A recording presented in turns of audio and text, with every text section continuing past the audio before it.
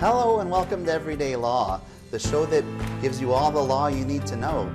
I'm your host, Attorney Robert Monahan, and today we're filming from the home of Jennifer Banek, candidate for coroner here in Lake County. Welcome to the show, Janet. Yeah, thank you so much. Thank you. So you'll be on the ballot in November. That's right. And just so you know, today is primary day as well as St. Patrick's Day. That's correct. And I wanted to start out by asking if you voted. Yes, absolutely, I voted. I actually voted on Saturday, so early voted. Voted for myself for Lake County Coroner and Precinct 181 committee person. That's interesting. So we'll be talking about what a coroner is in a little bit, but just to mix things up a little bit, what's a committee woman? Right, as a precinct committee person, what I do. Yes, that's right. That was recently changed in was it? Illinois Okay. statute, actually. Yep.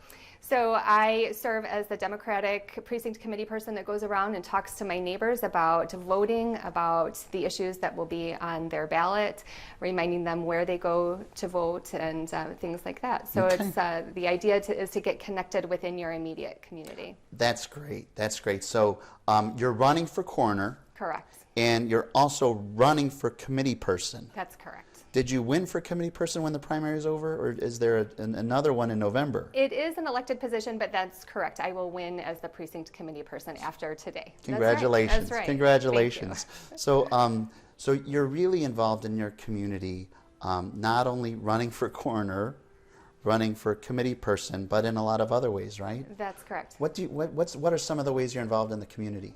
Yep. So I am a mentor for an organization called College Bound Opportunities, which is a local organization that works with students who are maybe at risk or less likely, don't have the supports perhaps to go on to college. So this organization provides that support and sees them through from their junior year in high school through hopefully their senior year in college. And they come from a family where maybe no one in the family's been to college before. That's right. That's right. So we try to help them network, give them the resources that they need to study for their SAT and ACT, fill out the admissions applications, the resources for financial aid, and things like that.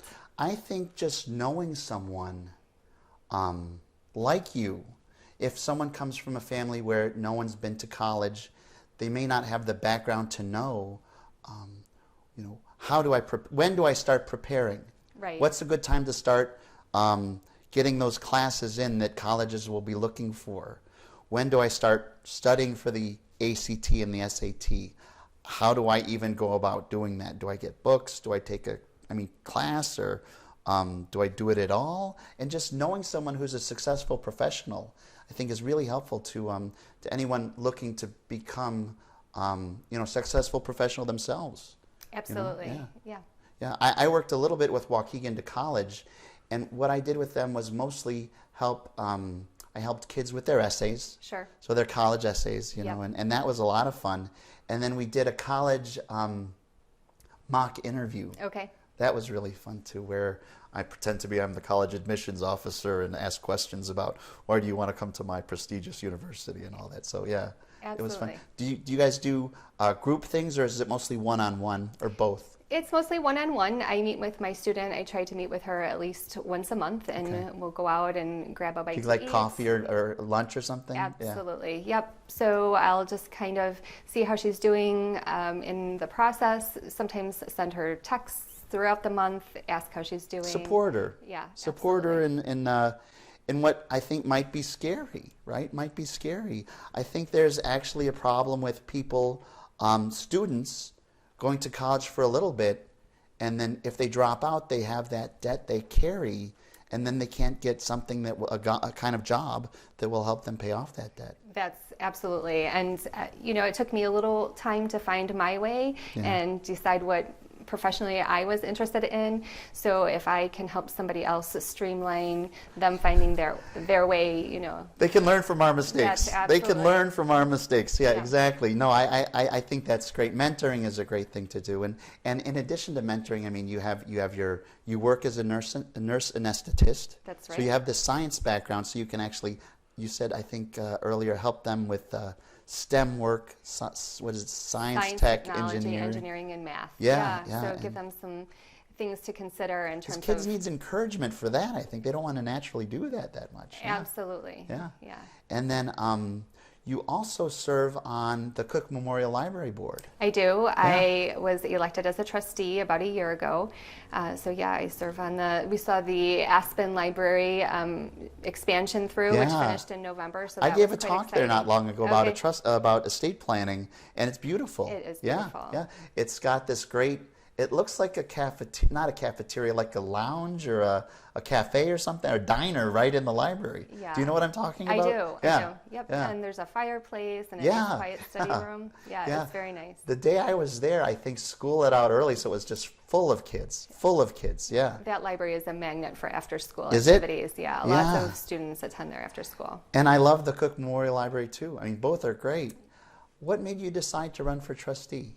Sure. So I've always been interested in politics and community service, and so I feel like I've kind of run the spectrum from just being involved and participating as a bystander to then taking on some leadership opportunities. Yeah. What do you think that comes from? I mean, just for me, I like reporting on things. I like communicating things, and I like processing things and informing the community.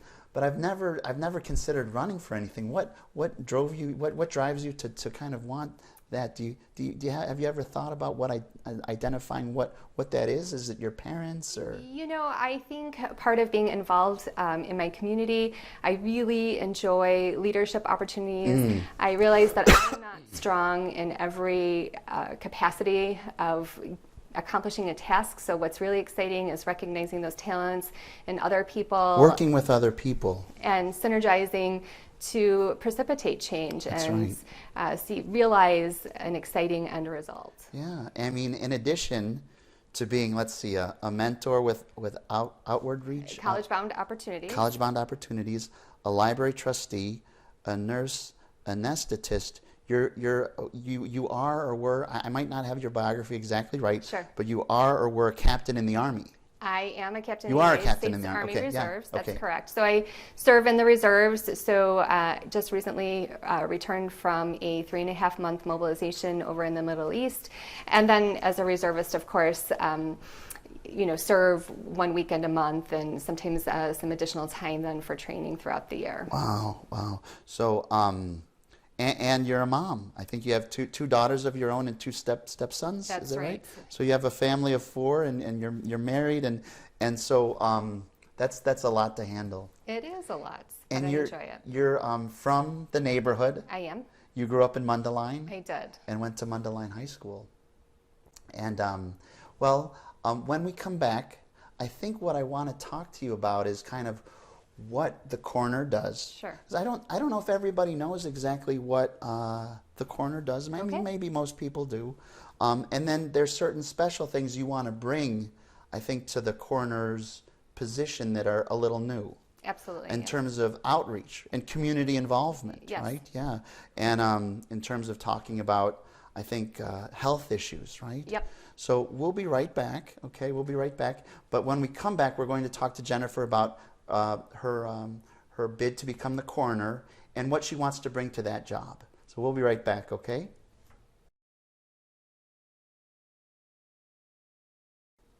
Hi, and welcome back to Everyday Law. Again, I'm your host, Robert Monahan. This is the show that gives you all the law you need to know. And I'm filming in the home of Jennifer Banek, Lake County coroner candidate as a Democrat. And we're going to talk about why she wants to be the coroner and what she's going to bring to that office. So Jennifer, let's start out. What made you want to run for coroner to begin with? So we discussed my community involvement, Right. And I think... I mean, and just to sum up for anybody that's coming to the show, I mean, you are a mentor with outward bound... College-bound opportunities. College-bound opportunities. I'll get it right by the end of the show. That's okay. You are a trustee of the Cook Memorial Library. That's right. You are a captain in the Army Reserves. That's correct. You are a mom and a nurse anesthetist, and Pretty involved with my association in Oh, terms of working with right, them. right. So The Advocate of the Year, the That's Advocate of the right. Year of the Illinois Association of Nurse Anesthetists. That's correct. We'll talk about that at some point soon too. But Okay. but first of all, so Jennifer is very involved with the community, and kind of your desire to become the coroner grew out of that involvement. Is that right? Or- Absolutely, Okay. yeah. So interested in working with the community and giving back to my community. And so the coroner position is a unique position where I can combine my interest in working for my community in addition to utilizing my medical expertise. That's interesting. I think that does the military background fit into it at all? I absolutely think so. How does that work? Go ahead. I think in terms of leadership Yeah. and working with folks with all different backgrounds and talents, I think that being in the Because military. you were a captain, you are a captain That's right. in the Army Reserve, yeah. Yeah, so being in the military requires you to be flexible, but also requires you to be willing to take initiative. Mm-hmm. And I think all of those talents will serve me well in the position of the coroner. Yeah, and you have the science background. I do. You're a nurse anesthetist, and we talked about your credentials. And if you want to go over them once again, go ahead. Go ahead. Sure. So I have a bachelor's of biology Yeah. from Illinois State University. In 2005, I graduated with an associate's degree in nursing from the College of Lake County. And then in 2012, I graduated with a master's of science in nursing from DePaul University. And I'm also credentialed to be a certified registered nurse anesthetist Right. from North Shore School of Nurse Anesthesia. Okay. It's a mouthful. Yeah, it is. That's a lot, right? That's a lot of credentials. How many letters are after your name? Well, I guess depends on how either How you wanna MSN do it, and yeah, right, CRNA, yeah. for Okay. sure. So.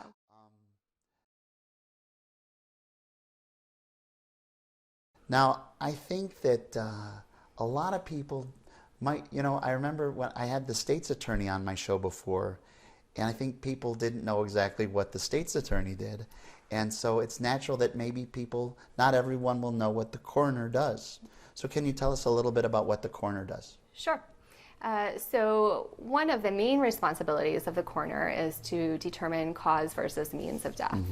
So many folks might recall a case from 2015. Right. There was a Fox Lake police officer who had called into dispatch that I can't remember if he was chasing or he was being chased by three people of color. An odd story just in general, and it took place at a very charged, intense time in the country. It was the time of Black Lives Matter and Blue Lives Matter, and this story made the national news. It The did. national news as it was unfolding. That's Go right. ahead. I didn't mean to interrupt you. Go Oh, ahead. that's okay. Yeah. So the police officer was found shot dead Yeah. in his squad car.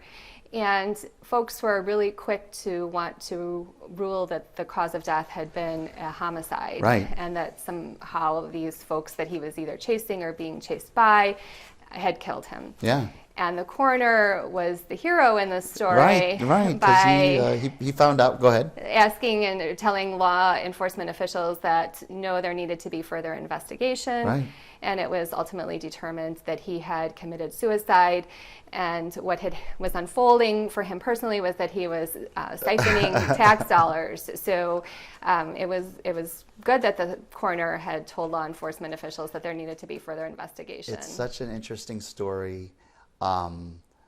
Such an odd story. It made the national news, and then it took all these weird turns. I think his nickname might have been G.I. Joe for a while. Oh, interesting. And then it turned out to be he was not a good guy, not one of the good guys, but had staged a suicide, that's to make correct. it look like he'd been murdered. Correct.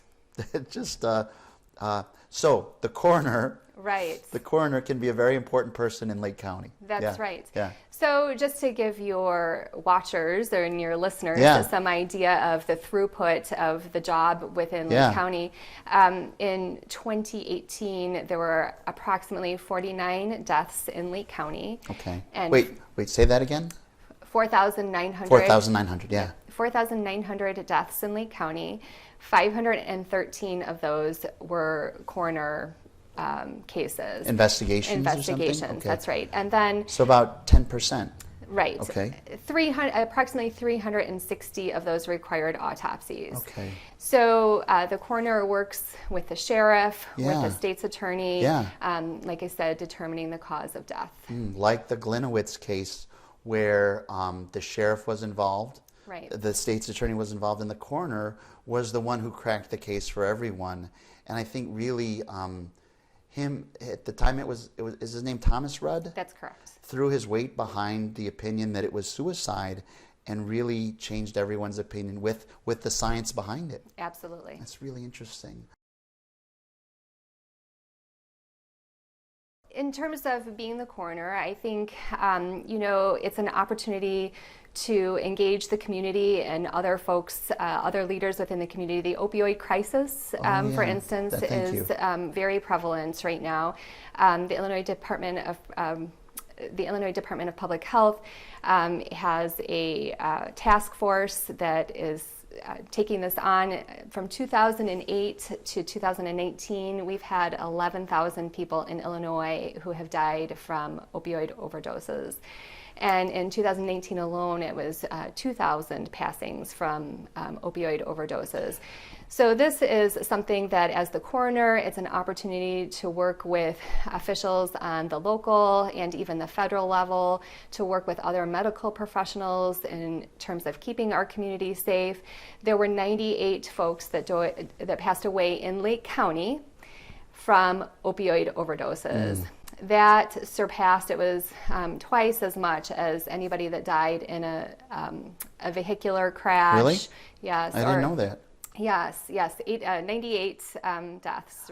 How do you think the coroner can help, do you think, raise awareness? And what other kinds of things can the coroner's office do to stem that or to help that crisis?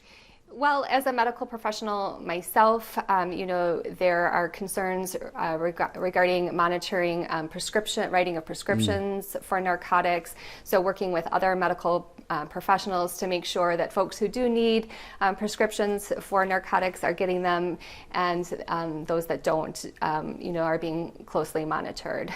So then, of course, also though, working with law enforcement officials in terms what are the best ways to work with folks that are having issues with abusing narcotics, and rehabilitative services that we can offer community members that need it. So we're going to take a break in just a minute because we're going to come back to that. I think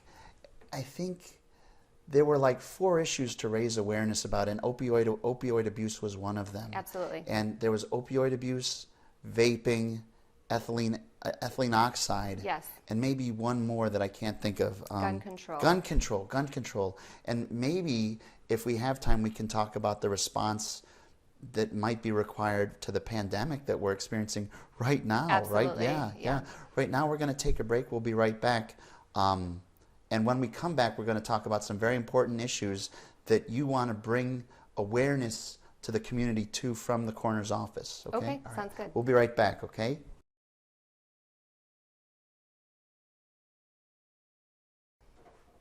Hello and welcome back to Everyday Law. Again, I'm your host, Attorney Robert Monahan, and I'm here in the home of Jennifer Banek, candidate for coroner in Lake County for the election in November.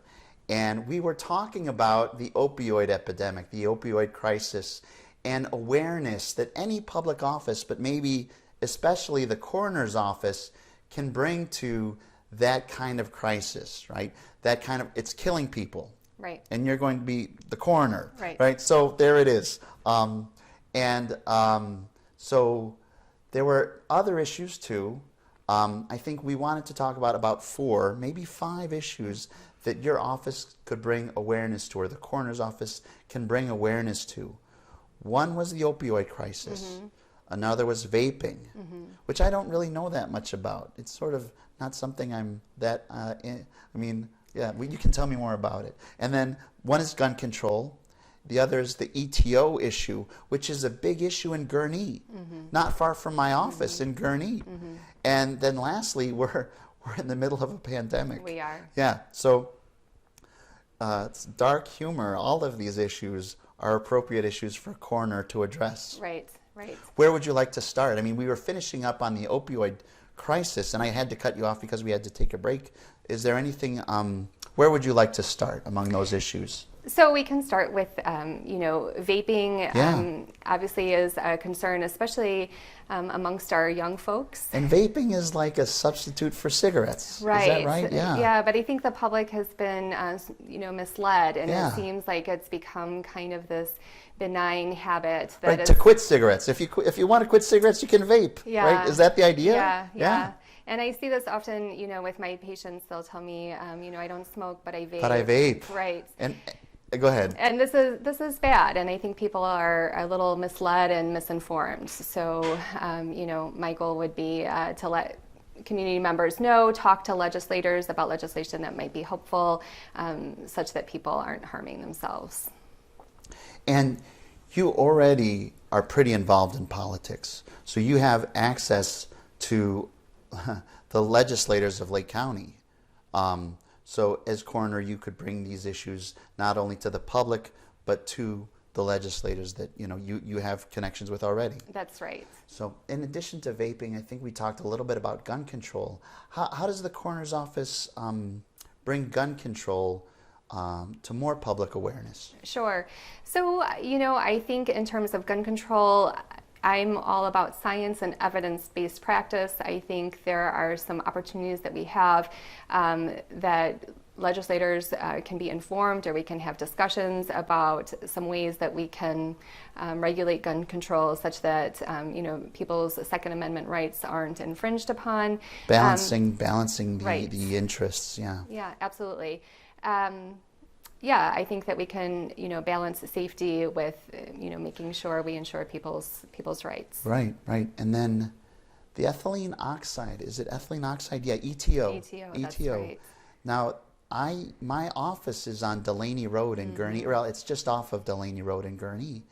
And I think that's one of the sources of ETO, ethylene oxide, in the community. Yeah. And I live in Libertyville, but I spend probably 8 hours, 9 hours a day at my office all week. Correct. And my wife wants me to move my office because she's worried about it. Sure. And I've got a lease, Right. so I'm like, well, we'll think about it when that time comes. But what's that issue all about? The ethylene oxide issue? Yeah. So very concerning. It's a silent carcinogen amongst Yeah, us. a silent carcinogen. Wonderful. Yeah. Tell me more. Yeah. Well, I think that we need to really work at capturing that data. Yeah. ETO is used to sterilize a lot of products, and so it's become kind of a mainstay in what we use every day. But I think we need to capture the data and see exactly what's going on and how it's affecting our community, and then start researching perhaps some other opportunities. So I'm looking forward to working with community members and legislators and trying to find some solutions to that. Sure. And, we're in the middle of a pandemic. We are. My kids are home from school because schools are closed, so my wife is home from school. The courts closed yesterday. The federal and the state courts closed yesterday. Restaurants closed on Monday night. The NBA, the NHL, the college basketball seasons were all called off last week. What can the coroner's office bring to public awareness? I mean, in the future about this kind of thing? I mean, do you have a take on that? Yeah. Absolutely. I think, the coroner's office needs to be working with public health officials and other community leadership in terms of identifying, the holes within our community that need to be addressed, ways that we can keep our communities safe. So then you need to identify them, then you need to come up with plans, and then you need to disseminate and communicate with community members so that they're well informed about what they need to be doing and why they need to be doing it. That's really interesting, yeah. And you have, like we said, the science background to do it, the interest in leadership and government to get kind of the word out there, and the community-oriented spirit to really help the community. Yeah. And so the final kind of thoughts I wanted to ask you, unless there's anything you want to kind of sum up with. No, go ahead. What are your final Well, thoughts? I guess my final thoughts are I'm really impressed with kind of your willingness to participate in the community. I mean, we started out talking about your role as a mentor. Your role as a mentor to someone whose family may not have anyone going to college and helping that person, that young person, achieve something. Your role in the library, because I'm a big nerd, you know, I love the library, and you know, if I could do anything other than be a lawyer, I'd be a teacher Okay. or a newspaper reporter. Sure. Because I like to take in information and then put it back out there and in some kind of interesting way. So I really appreciate you coming on the show and talking about these issues with me, because like I said, I think people need to know, you know, who is running, Yeah.